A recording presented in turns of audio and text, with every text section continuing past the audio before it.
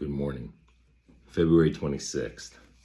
Redeeming gifts offered to the Lord. Leviticus 27, verse 1. Now the Lord spoke to Moses, saying, Speak to the children of Israel, and say to them, When a man consecrates by a vow certain persons to the Lord according to the valuation, if your valuation is a male from 20 years old to 60 years old, then your valuation shall be 50 shekels of silver, according to the shekel of the sanctuary. If it is a female, then your valuation shall be 30 shekels. And if from 5 years old up to 20 years old, then your valuation for a male shall be 20 shekels, and for a female 10 shekels. And if from a month old up to 5 years, then your valuation for a male shall be 5 shekels of silver, and for a female your valuation shall be 3 shekels of silver. And if from 60 years old and above, if it is a male, then your valuation shall be 15 shekels, and for a female 10 shekels. But if he is too poor to pay your valuation, then he shall present himself before the priest, and the priest shall set a value for him according to the ability of him who vowed. The priest shall value him. If it is an animal, then men may bring as an offering to the Lord. All that anyone gives to the Lord shall be holy. He shall not be substitute it or exchange it for good or for bad, or for bad or good, bad for good.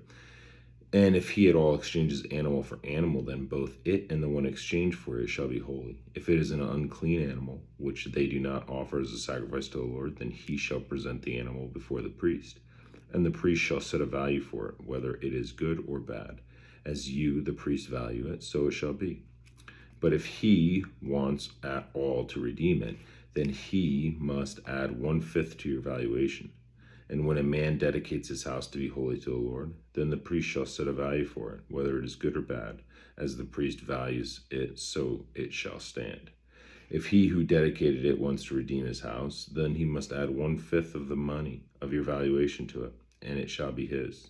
If a man dedicates to the Lord part of a field of his possession, then your valuation shall be according to the seed for it. A homer of barley shall seed be valued at 50 shekels of silver. If he dedicates his field from the year of Jubilee, according to your valuation, it shall stand. But if he dedicates his field after the Jubilee, then the priest shall reckon to him the money due according to the years that remain till the year of Jubilee, and it shall be deducted from your valuation. And if he who dedicates the field ever wishes to redeem it, then he must add 1/5 of the money of your valuation to it, and it shall belong to him. But if he does not want to redeem the field, or if he has sold the field to another man, it shall not be redeemed any more. But the field, when it is released in the Jubilee, shall be holy to the Lord. As a devoted field, it shall be the possession of the priest. And if a man dedicates to the Lord a field which he has bought, which is not the field of his possession, then the priest shall reckon to him the worth of your valuation up to the year of Jubilee. And he shall give your valuation on that day as a holy offering to the Lord. In the year of Jubilee, the field shall return to him who bought it was bought, to the one who owed the land as a possession. And all your valuation shall be according to the shekel of the sanctuary, 20 gerahs to the shekel. But the firstborn of the animals, which should be the Lord's firstborn, no man shall dedicate. Whether it is an ox or sheep, it is the Lord's. And if it is an unclean animal, then he shall redeem it according to your valuation, and shall add 1/5 to it. Or if it is not redeemed, then it shall be sold according to your valuation. Nevertheless, no devoted offering that a man may devote to the Lord of all that he has, both man and beast, or the field of his possessions, shall be sold or redeemed. Every devoted offering is most holy to the Lord. No person under the ban, who may become doomed to destruction among men, shall be redeemed, but shall surely be put to death.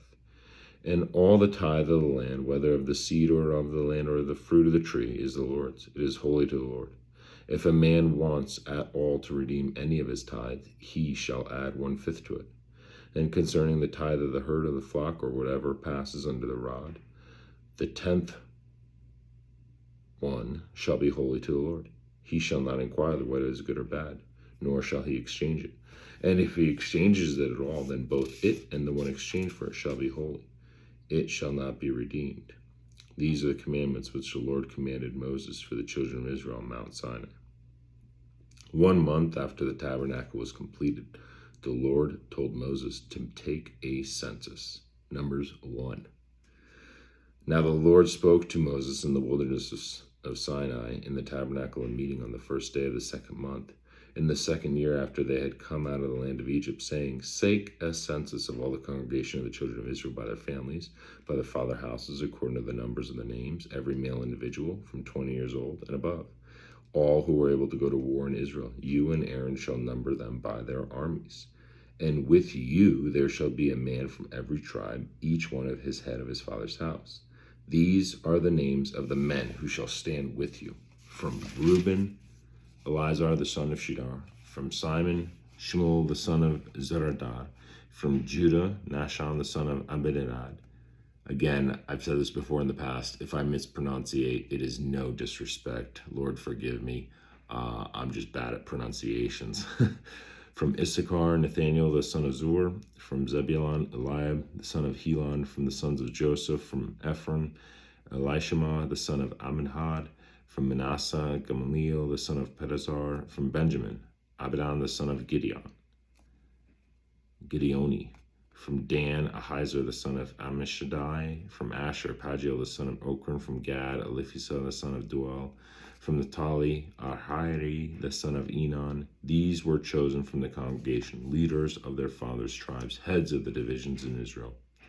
Then Moses and Aaron took these men who had been mentioned by name, and they assembled all the congregation together on the first day of the second month. And they recited their ancestry by families, by their fathers' houses, according to the numbers of names, from 20 years old and above, each one individually. As the Lord commanded Moses, so he numbered them in the wilderness of Sinai.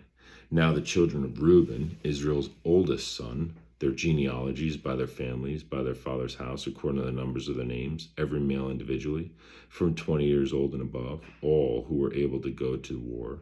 Those who were numbered on the tribe of Reuben were 46,500.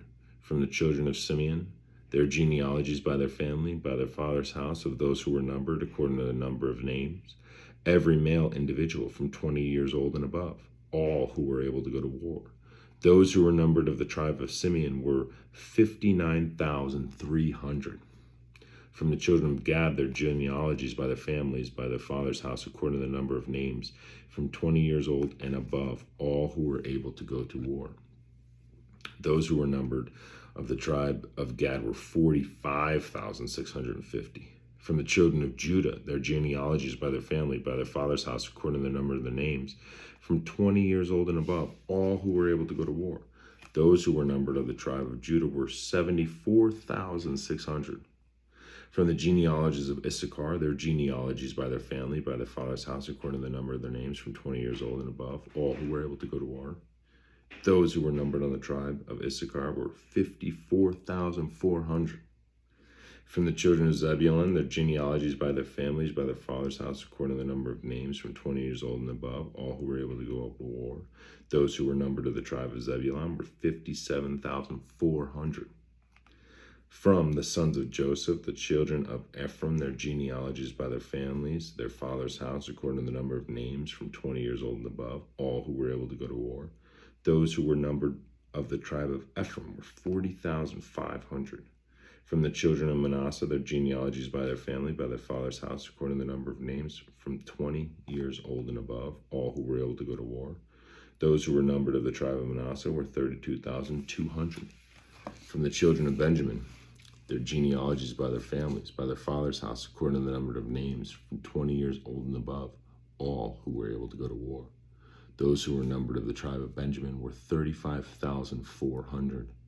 From the children of Dan, their genealogies by their families, by their father's house, according to the number of their names, was 20 years old and above, all who were able to go to war. Those who were numbered of the tribe of Dan were 62,700. From the children of Asher, their genealogies by their family, by their father's house, according to the names, of 20 years old and above, and all who were able to go to war. Those who were numbered of the tribe of Asher were 41,500. From the children of Naphtali, their genealogies by their family, by their father's house, according to the numbers of the names, from 20 years old and above, all who were able to go to war. Those who were numbered of the tribe of Naphtali were 53,400. These are the ones who were numbered, whom Moses and Aaron numbered with the leaders of Israel, 12 men, each one representing his father's house. So all who were numbered of the children of Israel by their father's house from 20 years old and above, all who were able to go to war in Israel, all who were numbered were 603,550. Woo! But the Levites were not numbered among them by their father's tribe. For the Lord had spoken to Moses, saying, Only the tribe of Levi you shall not number, nor take a census of them among the children of Israel. But you shall appoint the Levites over the tabernacle of testimony, over all its furnishings, and over all things that belong to it. They shall carry the tabernacle and all its furnishings. They shall attend to it, and camp around the tabernacle. And when the tabernacle is to go forward, the Levites shall take it down. And when the tabernacle is to be set up, the Levites shall set it up. The outsider who comes near shall be put to death. The children of Israel shall pitch their tents. Anyone by his own camp, everyone by his own standard, according to their armies. But the Levites shall camp around the tabernacle of the testimony, that there may be no wrath on the congregation of the children of Israel. And the Levites shall keep charge of the tabernacle of the testimony. Thus the children of Israel did, according to all that the Lord commanded Moses. So they did. Love you.